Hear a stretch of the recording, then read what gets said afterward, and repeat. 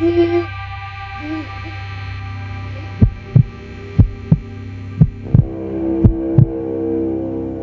a road trip, I was passing through Ohio.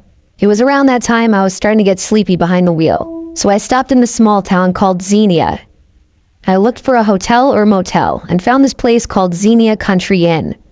It looked a little run down, but so did this whole town if I'm being honest. Plus, all I needed was a night's sleep. Nothing fancy, so I parked in the lot and went to the little front office, which was in the front corner of one of the two buildings to the motel. There was an old man sitting there reading the paper. It was hot in there, and there was a loud buzzing sound from his tabletop fan. I asked for a room, and the man finally looked up from his paper without greeting me and said 65. I assumed he meant $65 for the room, so I handed him my credit card. I asked if it's possible to get a corner room, and he simply said no. The customer service here was clearly not something included in the price. The man handed me this old-fashioned key on an otherwise blank key ring. They still didn't use key cards at this place. I walked across the parking lot to my room. The door was actually hard to unlock. I had to shimmy the key a little just to get it to finally turn. Before walking in, I looked around the lot. There were only 2 other cars in the parking lot. It was a ghost town. I stepped into the room, and it smelled like a mix of cotton and vomit. I wondered if I should go back and ask for a different room, but I realized by the look of this place, all the rooms probably smelt. The room was small and had a blue, dirty, worn-out-looking carpet, a couch, a small coffee table, and a bed. I shut the door and tried to lock it, but I was having trouble. More trouble than I did unlocking it. After about 30 seconds of shimmying and almost popping a blood vessel trying to unlock it, I felt I may have broken it. But when I tried opening the door, it wouldn't open. So even though the door wasn't fully locked, as long as the door wouldn't open, that's all that mattered, I figured. I crawled up in the bed, and I heard all the old springs squeaking as my weight pushed into the mattress and the bed frame.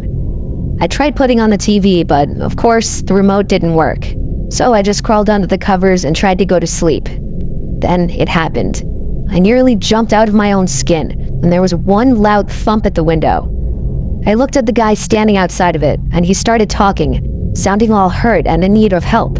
He was saying, "Hey, please let me in. I hurt myself bad. I need help." And he definitely saw me in that bed.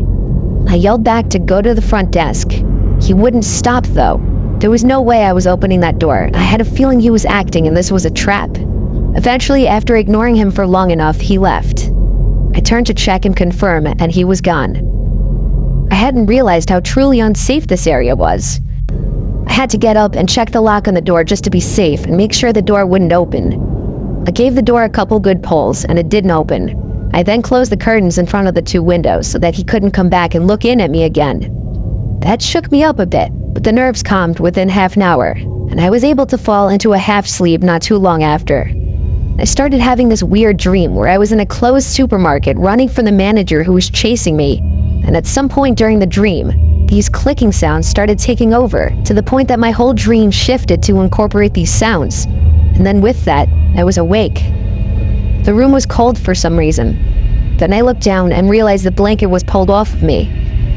I sat up to pull it back over me, but then I saw at the foot of the bed, there was this tall figure looming over me. Before I could scream, he went shh and told me not to move. He told me he wouldn't hurt me if I didn't make any movements or sounds. Then he asked me where my wallet was. I told him in my jeans pocket on the floor. All I saw was this figure towering over me in the bed, moving away from the foot of the bed to my jeans on the floor. I heard him rustling with the jeans, digging through the pocket until he found it. Then he asked what else I had in there. I was just taking a road trip. With that, he didn't say another word and left. I ran to try and relock the door as soon as he left, having the same trouble as earlier. I then called the police, but they were of no immediate assistance. We went to the guy at the front desk, who played back the video footage caught. However, the guy who entered the room was wearing a face mask and a hat, hiding all of his features. I got my money back and left. Thank God I didn't have much cash in my wallet. I canceled all my cards and slept in my car. I learned my lesson, never to stop at a sketchy motel.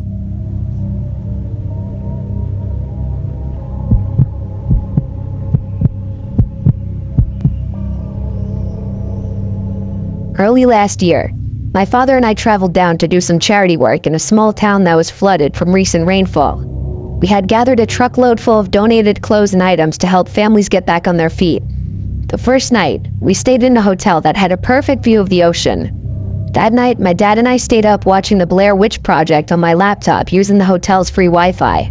Let's just say I didn't get much sleep. The next night, my mom had booked us a room at a motel, seeing as we didn't expect to stay a second night. It was 100 meters away from a trailer park, and the property overlooked a large lake. The area was tucked away from the public and was surrounded by trees.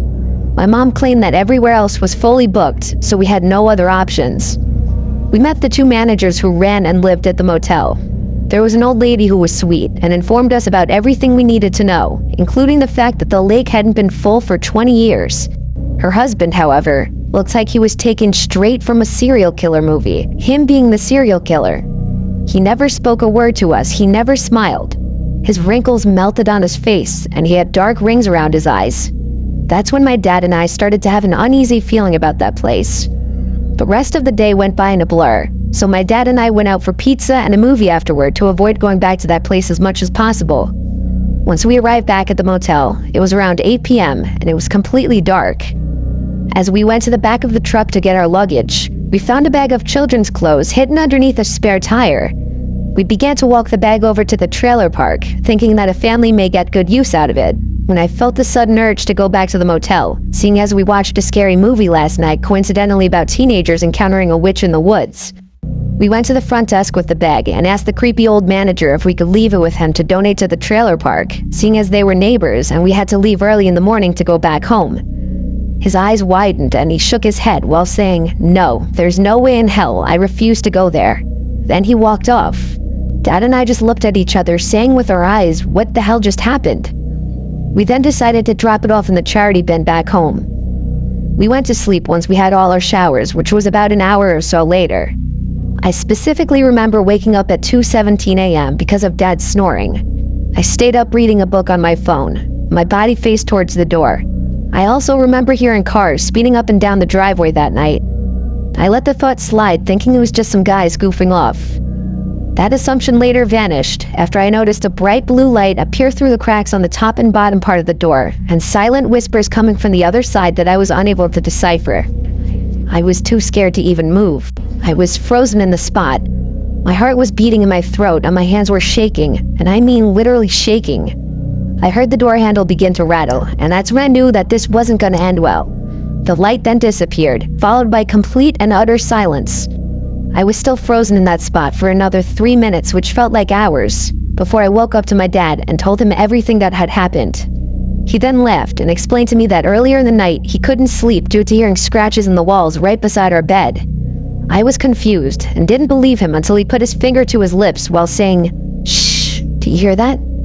Everything went silent until I heard brief scratches coming from our bed frame. I shot out of the bed and told Dad that we needed to leave, so we left the room key on the bed while sneaking off to the truck. We ended up leaving at 2:32 a.m. Never will I ever go near that motel ever again.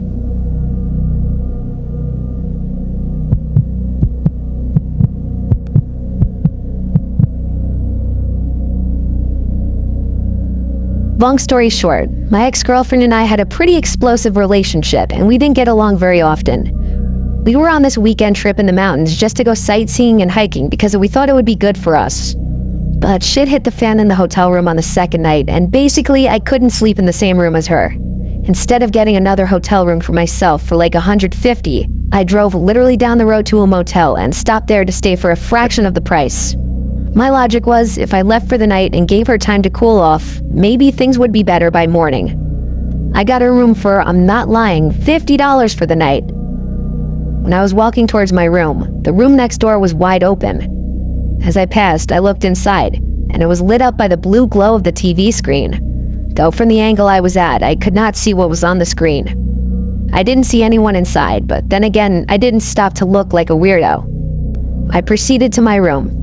It was a modest, normal-looking motel room for the price. Just a queen-size bed with a typical tacky floral bed cover, a TV, and a sofa. I wasn't really tired, so I just laid with the TV on and played games on my phone for a while. There was some weird noise from what I thought was coming from the TV, so I turned it off, but the noise persisted. It wasn't the TV. So I got up and listened, and realized it was coming from the room next door. I couldn't tell if it was a fighting couple, if it was the TV from next door, or if it was the sound of someone dying. It was just incredibly muffled. At this point, I had nothing else to do but to try and go to sleep. But then there was a banging on the wall separating the two rooms. I got up and went closer to the wall, and it happened again. It was without a doubt someone on the other side pounding on it with their fist. Why were they doing this? I can't say I wasn't a little freaked out, but I had to just be a man and confront them. I went over next door. Surprisingly, the door to the room was still open and the TV was still on, but there was no sound. I knocked on the open door, asking if there was a problem or if someone needed help. There was no response. I could even see that the bathroom door was open and the light was off. I stepped into the room slowly, cautiously. When I cleared the wall, blocking the view of the sofa and the bed, and still saw nobody, I just stood there all confused like. I went closer to the TV to look at what exactly was on the screen. It was just a blank blue screen. But there was a sticky note on the screen. It had writing on it. I picked it off the screen. It said, "Check under the bed." I dropped the note and ran out of the room, slamming the door. I ran back to my room and made sure to double lock the door with the chain lock. I crawled into bed and texted my girlfriend telling her what just happened and that I was freaking out. She called me immediately, and I started telling her over the phone. As I was mid-explaining it, there were more bangs on the motel room wall. She heard it clearly because I put it on speaker. I started freaking out, and she told me to run to my car or to the front desk. I chose to run to the front desk so I could get my money back. I told the guy at the front desk that he should go to the room next to mine and kick the person out, but he looked at me and laughed and said that there was no one staying on either side of that room. He seemed to know immediately that they were both vacant. I told him he needs to check it out and that I needed my money back. So he went with me with a key to the room in his hand and unlocked the door. But now the TV was off and the room was dark. He walked inside and checked under the bed as the note had said. Even the post-it note that I dropped on the floor was gone. He refused to refund me, but it was $50. I didn't care. I left and went back to the hotel to my girlfriend and was glad to hug her and sleep in the same bed as her. I don't know what I witnessed in that motel room. I don't know who or what was under that bed, and I don't want to know.